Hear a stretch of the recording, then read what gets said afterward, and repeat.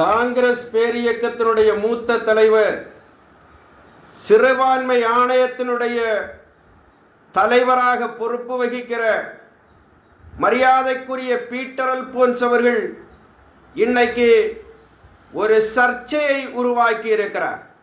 அவர் என்ன பேசியிருக்கிறாருன்னா, ஒருவேளை 2026 தேர்தலில் என்டிஏ வெற்றி பெற்றால் நாடாளுகிற முதலமைச்சராக தேசத்தினுடைய நிதியமைச்சராக இருக்கிற மரியாதைக்குரிய நிர்மலா சீதாராமன் அவர்கள் பொறுப்பேற்பார்கள் என்றும், தமிழ்நாட்டினுடைய துணை முதலமைச்சர்களாக அண்ணா திராவிட முன்னேற்ற கழகத்தின் பொதுச் செயலாளர் புரட்சி தமிழர் அண்ணன் எடப்பாடியார் அவர்களும் தாவேக தலைவர் தளபதி விஜய் அவர்களும் பொறுப்பேற்பார்கள் என்கிற செய்தியை இன்னைக்கு அவர் பேசியிருக்கிறார்.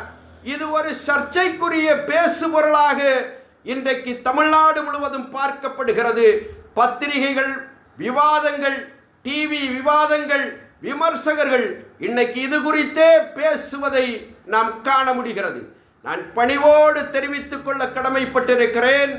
என்டிஏவை பொறுத்தமட்டில் உள்துறை அமைச்சர் மரியாதைக்குரிய அமித்ஷா அவர்களும், எங்களுடைய ஆற்றல் மிகுந்த தலைவர் புரட்சி தமிழர் எடப்பாடியார் அவர்களும் அமர்ந்து பேசி எடுத்த முடிவு என்னன்னா, என்டிஏவினுடைய தலைவர் புரட்சி தமிழர் அண்ணன் எடப்பாடியார் அவர்கள், என்டிஏவுக்கு தலைமை அண்ணா திராவிட முன்னேற்ற கழகம், அண்ணா திராவிட முன்னேற்ற கழகத்துடைய தலைமையிலேயே கூட்டணி என்கிற செய்தி இன்னைக்கு அவங்கள் நாட்டு மக்களுக்கு தெளிவாக சொல்லி இருக்கிறார்கள். ஆக இப்படி இருக்கிற போது ஒரு சர்ச்சையை மீண்டும் மீண்டும் கிளப்புகிற இடத்துல காங்கிரஸ் பேரியக்கமும் திராவிட முன்னேற்ற கழகத்துடைய கொத்தடிமைகளும் இன்றைக்கு நாட்டில் தொடர்ந்து பேசிக் கொண்டிருக்கிற போது நான் இதே பீட்டர் அல்போன்ஸ் அவர்களுக்கு நான் பணிவோடு கேட்கிறேன்.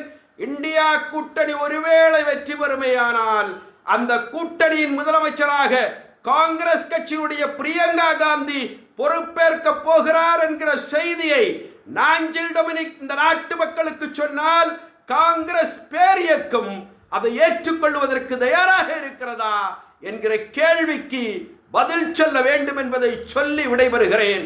வணக்கம்.